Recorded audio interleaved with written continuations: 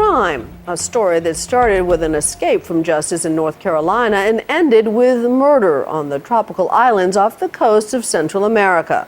Tonight, an American man and woman sit in a Panamanian jail accused of killing at least 5 American expatriates over a period of several years, stealing their cash and property. Vicki Mabry unveils this sordid tale of multiple murders in Paradise.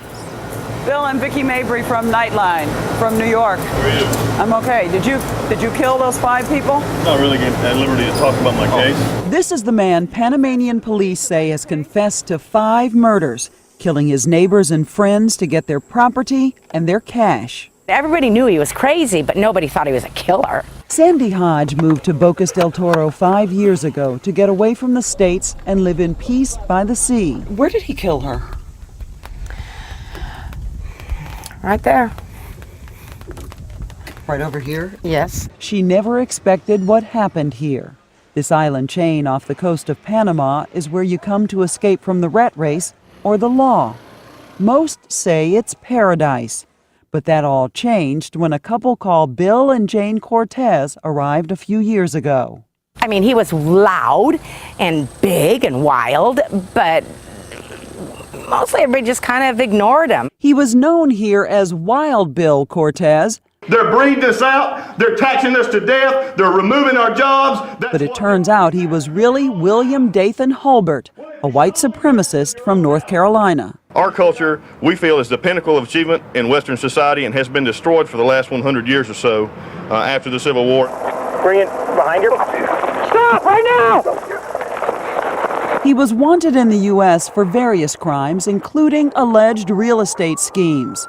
He and his girlfriend left the United States altogether after eluding police during a high-speed chase. And we're going up the hill, off-road, exit 1. They arrived in Bocas in 2007 and quickly became a presence.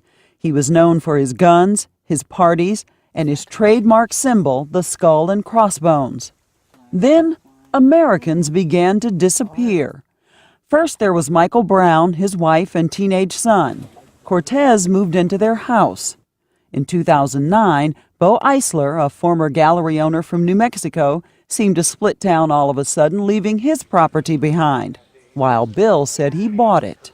And that struck me as very odd. It was the talk of the town. I said, God, if I would have known he was going to give the house away, we would have bought it. But things really started heating up in March when yet another person went missing. This time, it was Cheryl Hughes, Sandy's close friend. And once again, Wild Bill said he had bought her land. That was her dream home. She would never, ever sell that property. And did you hear that Wild Bill had gotten that? Yes, and when I heard that, I knew that something was terribly wrong. She just would not have sold that property, ever. 5 missing people with one common denominator, Bill Cortez. This man was my neighbor. He was at my house for dinner. His wife, they came over, they were my neighbors. Knew them for 2.5 years. It's just Wild Bill and his wife. Cher Hughes and her husband Keith Worley lived together on their piece of paradise. Right here. Come on. Come on. You're right a good Jack. boy, Jack. Honey, get him. Their own private island just across the water from where Wild Bill and Jane settled in. And Cher was really happy? Unbelievably happy.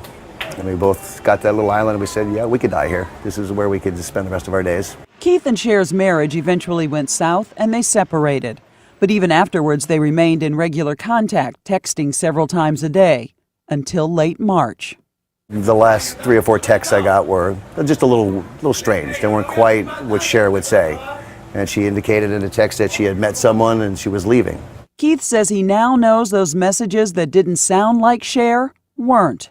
It was Wild Bill, he says, impersonating Cher. Keith, Sandy, and others tried to alert local authorities. I said, Cher Hughes was missing. She was a very close friend of mine. Something's wrong. Her dogs are not with her. She would not have ever sold her island. Why wouldn't the police look when you tell them, my wife is missing? It's Central America. A lot of people come here to be missing. Keith even confronted Wild Bill. So I said, Bill, show me some papers. Show me you really bought something, because Cher would never sell the island, certainly not without talking to me about it first, because that was our home. Police finally mounted an investigation into Wild Bill after an expat blogger broke and pursued the story.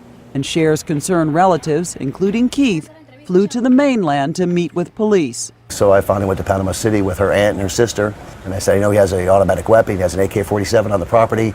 Is that probable cause to, execute a search warrant? And it was. But by then, Wild Bill and Jane, really William Holbert and Laura Michelle Reese, were missing themselves. They had fled Bocas del Toro. Law enforcement finally caught up with them in Nicaragua. Reese is also being held now as an accomplice to murder. Armed with a warrant, police searched Hacienda Cortez. They asked Keith to come along when they found what looked like Cher's belongings. They found her camera, her credit cards, her purse. So they just wanted me to positively identify those items. The last thing I thought, I'd be identifying her body coming out of a hole in his backyard. So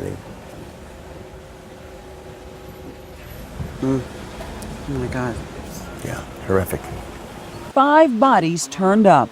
Cher Hughes, Bo Eisler, the entire Brown family, in back of the house Holbert allegedly bought from the Browns. Do you sense any remorse? I don't know. I don't think so. I think he seems to be very calm. Panamanian Police Chief Gustavo Perez interviewed Wild Bill in jail. How did he kill all these people? He used a .38 caliber, and he was saying very proudly that he shot them in the back of the neck. All the victims. He shot everyone in the back of the neck. Exactly. Shot, he says, when they weren't expecting it. Police continue searching for other victims, including missing Panamanians who worked at the properties Wild Bill took over. Cher was his undoing. Yeah, well, he picked the wrong girl. He had no idea how many people loved her and how many people would care. He just got greedy and picked somebody that was special. The police really want to get the message out that this is a safe place, that people can still come. Do you feel that? No. No. The police do not know what's going on. They really don't. As we talk amongst ourselves, we all say, yeah, you say you're Sandy Hodge and that you owned a salon and you came from California, but how do we know? And that's how everybody feels now. We think we know one another, but no, not really. For now, the island Cher Hughes loved so much is empty. Will you go back out to the island? Absolutely. Absolutely. You're going to live there? Absolutely. You take Cher's ashes and bury her there.